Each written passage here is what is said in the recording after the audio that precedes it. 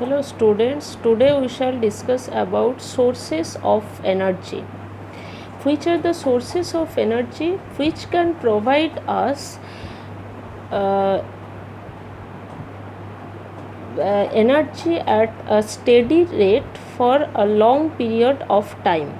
Those are called sources of energy, and those sources should be cheap economically, and they should be easy to handle. Now these sources of energy may be of two types. One is the renewable or non-conventional source of energy, and another is the non-renewable or conventional source of energy. Now renewable or non-conventional source of energy.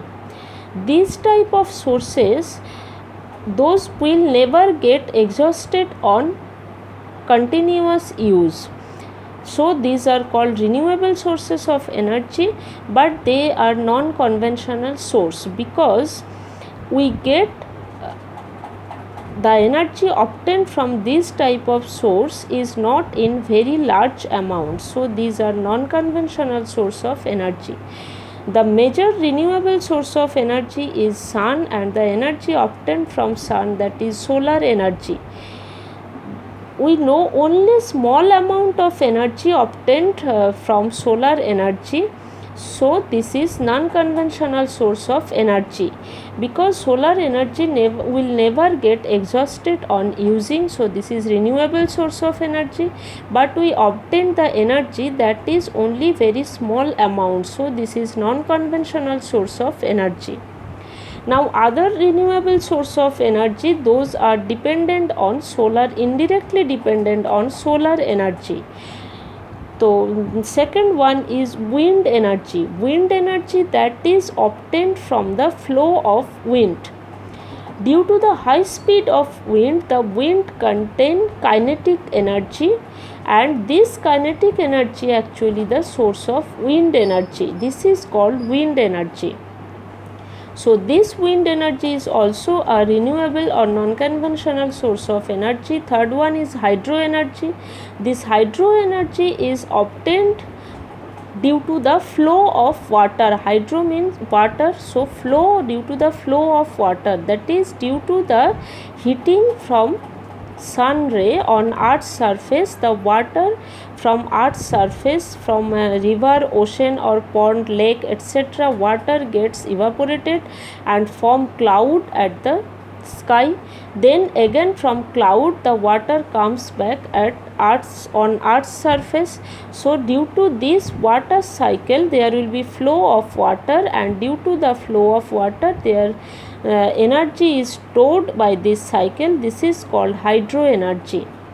Next one is bioenergy. Bioenergy, that is obtained from biomass. Now which is biomass? Biomass is the dead part of living beings like plants or trees or animals. Those are called biomass, dead parts, and these biomasses mainly contain the carbon, and when the biomasses are burned then we get carbon dioxide. Carbon in presence of oxygen will form carbon dioxide, and large amount of energy is released. So these biomasses mainly contain chemical energy because this is chemical reaction. So the energy contained by the biomass, that is called bioenergy. And when the biomasses are heated in absence of air, that is in absence of oxygen, biomasses are heated, then we get biogas. Biogas mainly contain methane in major amount. With methane, some small portion of carbon dioxide, hydrogen and hydrogen sulfide also present in biogas.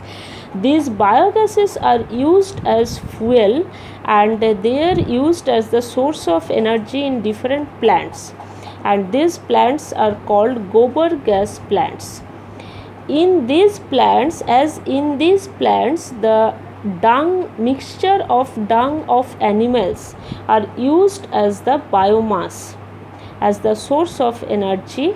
Dung of animal, that is called gobar, so these plants are called gobar gas plants. Next one is tidal energy. Tidal energy, we know the rise of water at the coast, ocean water, rise of ocean water at the coast, that is called high tide, and the fall of ocean water, that is called low tide. So due to the rise and fall of water, energy is contained by the tide, and this is called tidal energy. This is also non-renewable source of energy. For using this tidal energy, we can get different form of energy. Now next one is oceanic energy. Oceanic energy may be of two types, that energy generates from ocean: oceanic thermal energy and oceanic wave energy. Oceanic thermal energy, that is generated due to the temperature difference of at the surface of ocean and at the deeper part of ocean, and due to this temperature difference, the heat contained by the ocean, that will give rise to oceanic thermal energy. And another one is oceanic wave energy. Due to the flow of wind at the surface of the ocean, there will be generation of wave, oceanic wave at the surface, and due to the speed of the oceanic wave, this wave contains certain amount of energy. This is called oceanic wave energy. Next one is geothermal energy. There are some places on earth which are called geothermal spot, and on those places, below earth's surface, the rocks present which contain certain amount of heat. Those places are called hot places, and the heat contained by the rock, that is the thermal energy, and that energy is called geothermal energy. Such type of places are present in India. Few places are present in India, but in other countries like in USA or in New Zealand, a large number of geothermal places are present. Number 8 is nuclear energy. Nuclear energy means here from nuclear reaction we get energy. Nuclear energy, there may be two type of nuclear reaction: fission and fusion. Fission reaction, that is a heavy nuclei. So this is the nuclei of uranium, element uranium. This is atomic number, and this is mass number. When it is bombarded with neutron, slow moving neutron, this is the neutron particle, then there will be generation of two lighter nuclei. This is one element X, say X, this is another element, say Y. These are lighter than uranium, then high amount of energy will be released. This enormous amount of energy, that is the nuclear energy. Here this energy obtained due to the mass difference of the product and the reactant. This is called the fission reaction. And fusion reaction, when two lighter nuclei, they bombard with or collide with each other, then there will be formation of a heavy nuclei and large amount of energy is released. This is fission. So fusion reaction is opposite of fission reaction. In both these reactions, the energy released, that is the nuclear energy.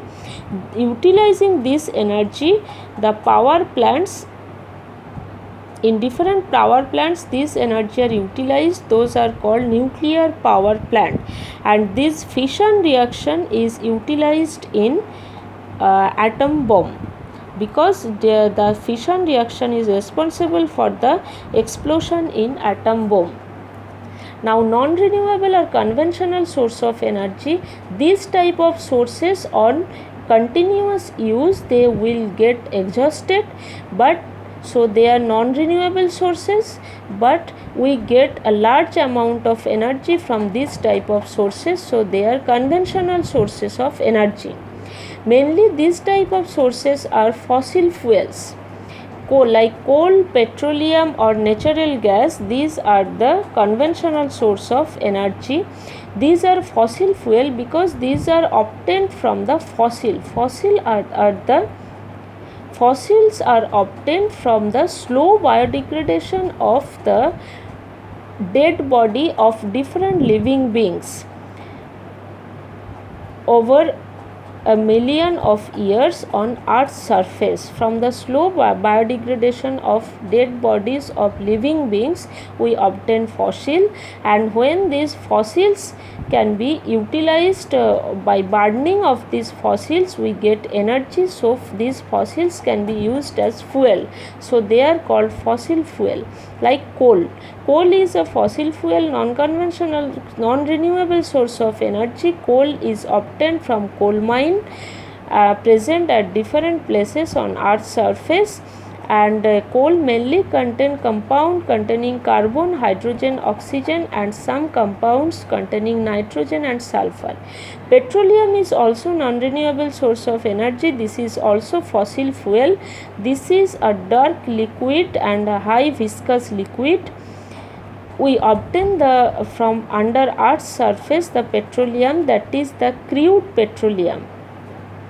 And petroleum mainly contain the compounds, those are hydrocarbons. You will know later in organic chemistry about hydrocarbon. Hydrocarbon are the compounds which contain the elements carbon and hydrogen.